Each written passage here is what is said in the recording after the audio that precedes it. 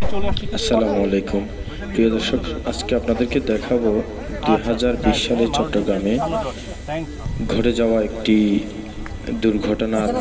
আমি আসলে বলবো যে সরাসরি কোনো কথা হবে না, মাইর হবে এইভাবে সম্ভব নাকি? একটা কালকে রাতেই হয়েছে, পাগল হয়ে যাওয়া মহিষ, যার আঘাতে 3 জন মানুষ আহত হয় এবং 1 জন মানুষ নিহত হয়েছিল। 2020 সালের ডিসেম্বর মাসের শীতের দিন রায়খালী আর কি। কিন্তু আমরা মানুষজনকে সামলাইতে পারতেছি না, বুঝছেন? এই জন্য মহিষটা বারবার বিগড়ে যাচ্ছে। এলাকার লোকজন হ্যাঁ, মহিষ আমাদের সামনেই আছে, ঠিক আমাদের সামনেই আছে। পুলিশ এখন পর্যন্ত আসে নাই, ফায়ার সার্ভিস এখন পর্যন্ত আসে নাই। দপ্তর ঠিক আছে, ও ভেটেরিনারি হাসপাতালে দায়িত্ব গিয়ে পড়ে। তারা জেলার সাথে যোগাযোগ করে তাদের একটি টিম সমন্বয় করে তৎকালীন উপজেলা প্রাণী সম্পদ কর্মকর্তা ডাক্তার আব্দুল্লাহ মামুন সাগর, সম্প্রসারণ কর্মকর্তা ডাক্তার মোহাম্মদ মহিউদ্দিন আকরাম এবং ডাক্তার ফয়সাল এবং উপসহকারী প্রাণী সম্পদ কর্মকর্তা মোহাম্মদ সাইদুল আলম সহ আরও কয়েকজন সদস্য নিয়ে একটি টিম গঠন করেন। সেই টিম নিয়ে ওনারা অতি কষ্টসাধ্য হয়ে পড়েছে মহিষটাকে নিয়ন্ত্রণের জন্য কাজ শুরু করেন।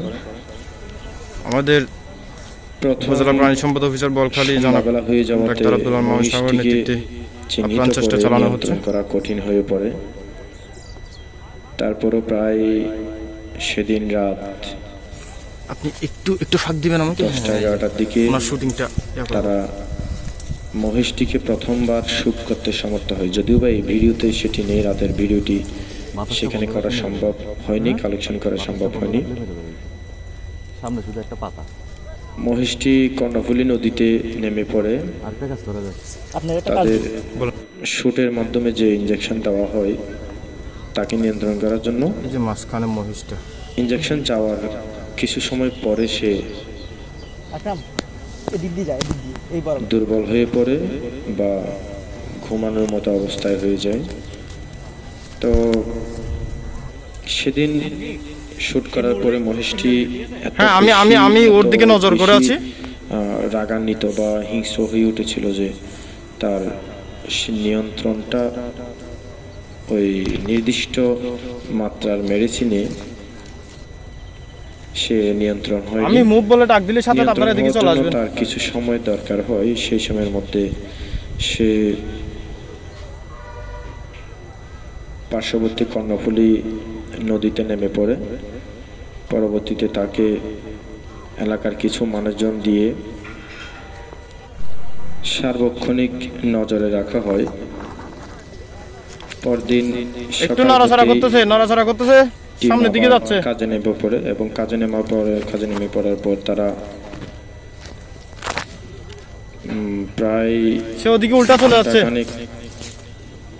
আমার মনে হয় আপনার আস্তে আস্তে এখানে চলে আসলে ভালো হবে। মহিষটিকে আমার মনে হয় আপনার আস্তে আস্তে এখানে চলে আসলে ভালো হবে। একটি মাঠে এখান থেকে মোটামুটি একটা ভিউ দেখা যাচ্ছে।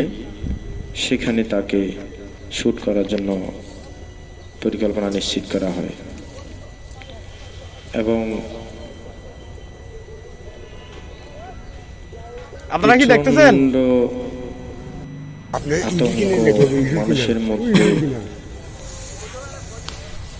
3 জন মানুষকে আহত করে 1 জন মানুষ যত দ্রুত সম্ভব তাক করা দরকার।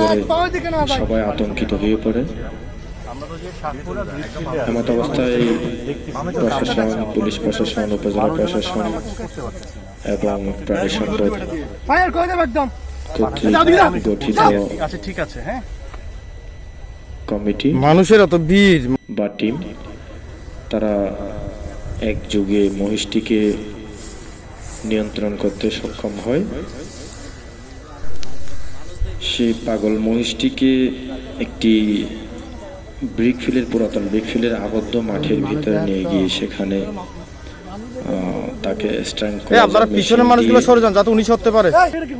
পুনরায় শুট করার সিদ্ধান্ত নেওয়া হয়।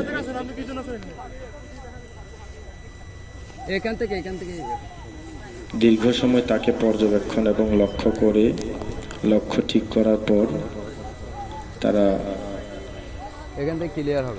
সর্বশেষ মহিষটিকে শ্যুট করতে সক্ষম হয়। আপনারা দেখুন এখানে এলাকার কয়েকজন তরুণ সহযোগিতায় এগিয়ে এসেছিলেন, তবে উৎসুক জনতাকে নিয়ন্ত্রণ করা ছিল সবচেয়ে বড় চ্যালেঞ্জিং সে মুহূর্তে। আপনারা দেখতে থাকুন। ইনি একজন ডাক্তার, তিনি পাশাপাশি শুটারের প্রশিক্ষণপ্রাপ্ত, দুইজনই ডাক্তার। এখানে স্ট্র্যাঙ্কুলাইজার গানটি দিয়ে মহিষের শরীরে ইনজেকশনের মাধ্যমে তাকে শুট করা হয়েছে। সাকসেসফুলি তাকে শুট করা হয়েছে। শুট করার পর এখন নির্দিষ্ট প্রায় 10-15 মিনিট পর মহিষটি আবার একটি পার্শ্ববর্তী খালে নেমে পড়ে এবং সেখান থেকে তাকে তোলা হয়। সে পাশের একটি জমিতে গিয়ে অপেক্ষা করে এবং তার শরীর কিছুটা নিস্তেজ হয়ে আসে এবং এক সময় সে সেখানে বসে পড়ে এবং তাকে বেঁধে সেখানে জবাই করা হয়। জবাই করে মাটিতে পুঁতে ফেলা হয় প্রশাসনের সহযোগিতায়।